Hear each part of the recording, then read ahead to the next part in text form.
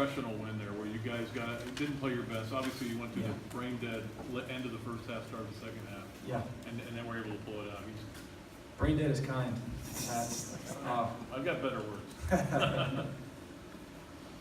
yeah, I mean, we'll take it. I mean, it's you learn from every game. You learn positively and you learn negatively, and when you learn about some of the things about yourself that you didn't do so well, and you can still come out with a win against a really solid team, that's a positive, in and of itself. So we're very fortunate. It felt like the Georgia game, maybe not quite to that extent, to where that one could have gone either way.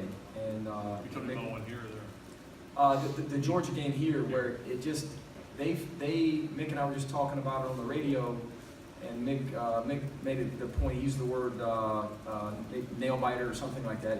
I don't think the final score is indicative of how competitive the game was.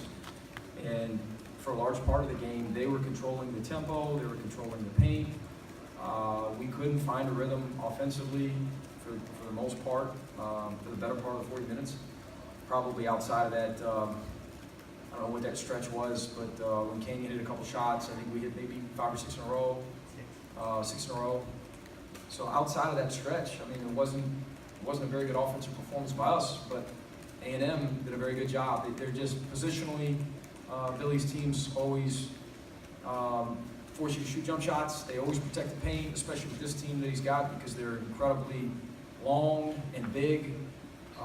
He played a couple lineups today that were just abnormally long, and do a good job of moving their feet. And again, positionally, they're always prepared. And when the few open ones you have don't go, the basket looks a little smaller, I think, for certain guys.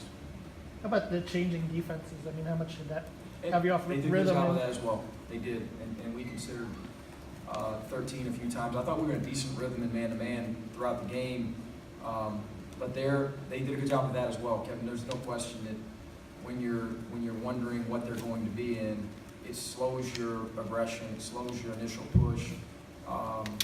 Sometimes I'm holding the guys up. I don't know what they're going to be in, and you're kind of guessing. And you come out of a timeout, you prepare for one thing, and they throw something else at you. And not only did they throw a man and zone at us, but then they threw a 1-3-1 that conformed to a 2-3 as well. So, and then they pressed a little bit there. So we saw a bunch of different looks. Didn't handle it well in the last couple of minutes. Didn't finish the game with great decision making. But it did enough to hold on. What was different in John Igbunu's game that led to 0 turnovers today? I thought he made really solid decisions, and maybe it was because he got a couple early that got him going. He wasn't, he didn't press, he didn't force the issue. We just talked about that. I thought he was the player of the game for us. We gave him the game ball, and only took 5 shots. I think that's a big positive that he can learn from. And if he's got 12 great shots, then I want him to take 12. It might be 2 shots, but he took good ones. He let it come to him. Gets a double-double. Converts 3 out of 4 from the foul line. And I know he's only credited for 2 blocks, but he was a presence in there. He did a good job of playing some cat and mouse when some perimeter guys were getting in the paint. They were thinking about John as we were thinking about Robert Williams. We can get to him in a minute. My goodness. So he was really good. John was the best player on the floor for us today. And then Canyon Berry, of course, was terrific offensively there mid-second half. Well, Justin Leon was terrific as well. He seems very composed. Sorry? Justin seems very composed offensively. Like He he always is. knows what he wants to do. On a night where your guards and Devin Robinson are kind of having a tough outing, how much does that help you guys? Huge. This was the second or third one that if Justin doesn't sprint into a couple of threes, we probably don't do enough offensively. And he's in the gym as much as anyone we have. It's like he's a machine, and he also plays like it. But it's like clockwork. Every day when practice is over, we all have routines.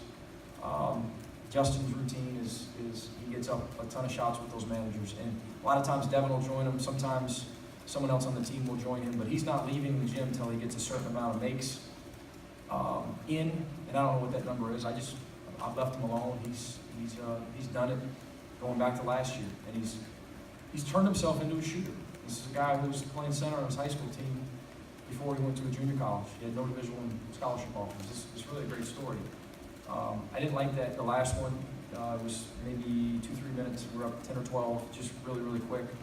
But he takes what they give him, and again, circling back, like a machine, he doesn't overthink stuff. You know, he knows what his checks are when he catches it at the top of the key. He knows what he's supposed to be looking for, and he's a guy that does his job consistently. He's looking to block a guy out every time the shot goes up, and when his feet are set, he doesn't think about it. He doesn't complicate things. He shoots it. Yeah, there were some shots today that were